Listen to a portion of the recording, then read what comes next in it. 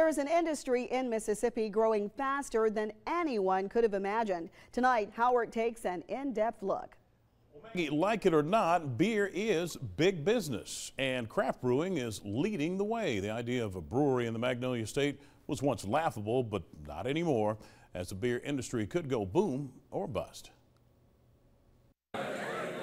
They're pulling the tap handles as fast as they can at the grand opening of Chandelier Brewing Company in Gulfport, shining the light on sudsy flavors like Surfside Wheat and Coconut Porter.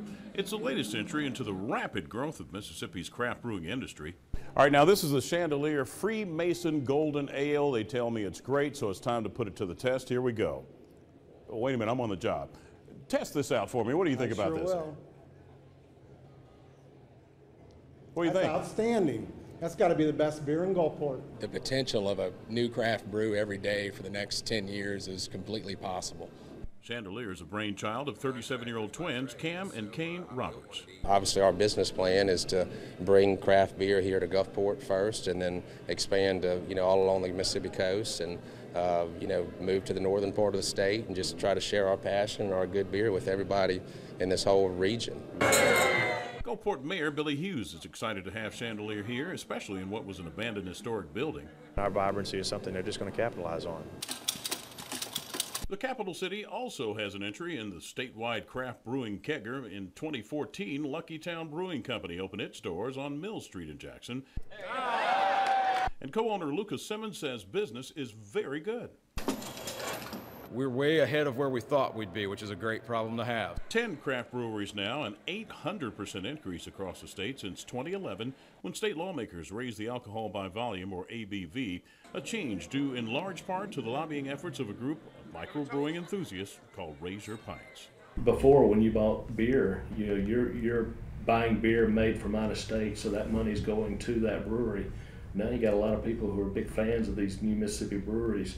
They're buying Mississippi beer, which employs Mississippians, and in some cases uses Mississippi ingredients. A recent Mississippi State University study shows the economic impact of craft brewing in Mississippi in 2014 was more than $25 million and 183 jobs. Now, brewers are pushing legislation which would allow people to buy beer at the breweries.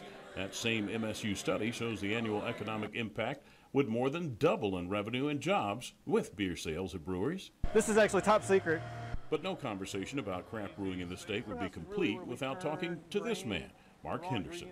If there were craft brewing gurus in Mississippi, he and his wife Leslie would hold that title. Their brewery, Lazy Magnolia and Kill, was the first wiped out by Hurricane Katrina shortly after opening in 2005, but back stronger than ever.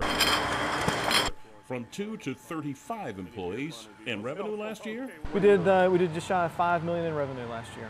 A decade ago when we got started, that year we did 500 barrels of beer. Last year we did 18,220 barrels of beer out the door. We now ship to 17 states, 70 some odd distributors, and we continue to grow. Henderson believes the sky's the limit when it comes to craft breweries in Mississippi, and he welcomes the competition.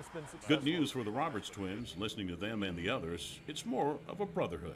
We think there's plenty of room for more craft breweries and hope it continues to grow over the next few years. Everybody keeps talking about the industry having a bubble sometime in the near future, not in the southeast. We're behind the trend, and I think Mississippi could hold probably 20 or 30 more breweries without a problem. It'd be fantastic to see it.